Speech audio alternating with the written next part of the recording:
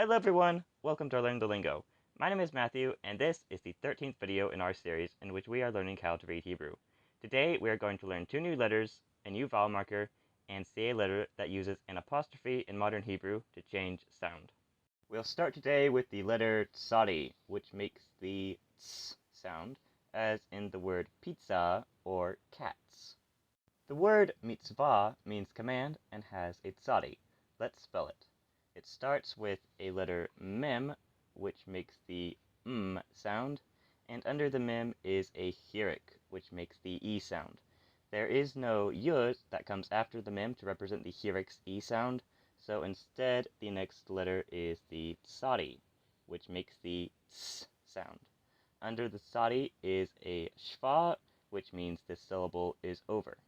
Then we have a vav, which makes the v sound, and under the vav is a kamatz, and this word ends with a silent hey to show that the word ends in an vowel sound. Mitzvah, mitzvah, command. Tsadi is the last of 5 letters which have a final form. The final form of tsadi looks like this. Like final kaf, final nun, and final peh, the final tsadi goes down below the line of writing instead of going to the left. Let's make a word with both a final tsadi and our second letter for today, which is the letter kuf. Kuf makes the k sound, just like a cough with dagesh. We'll write the kuf's sound as a q in English. So this word is going to start with a kuf, which makes the k sound, and under the kuf is a patak, which says ah.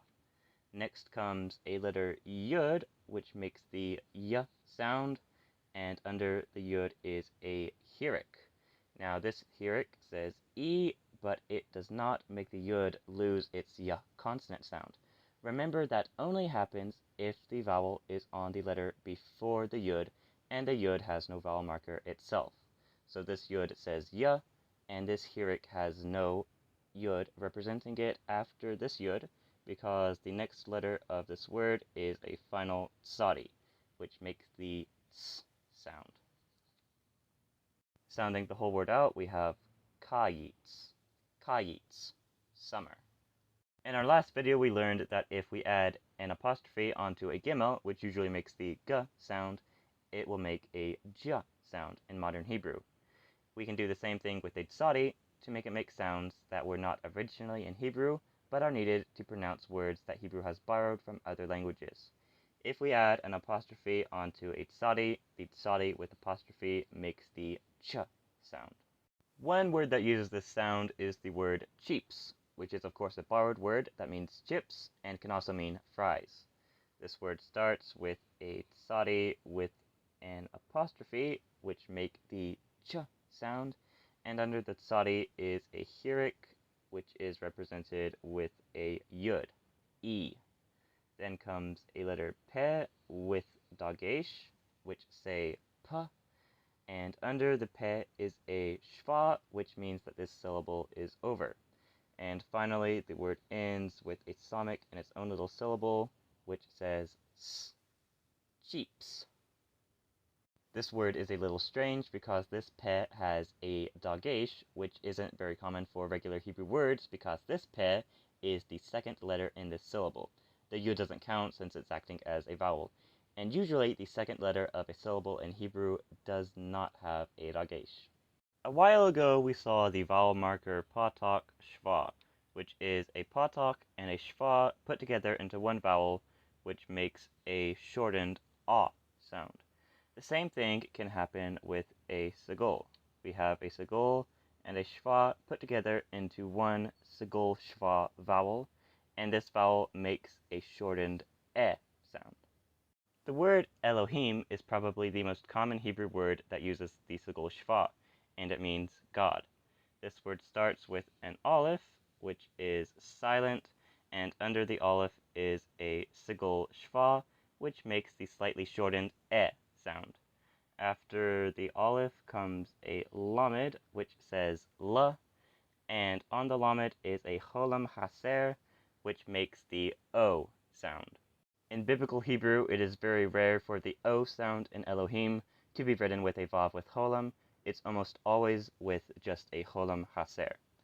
After the lamed comes a letter he, which says ha, and under that he is a hirik, which says e, and this hirik is represented with a letter yud after the he.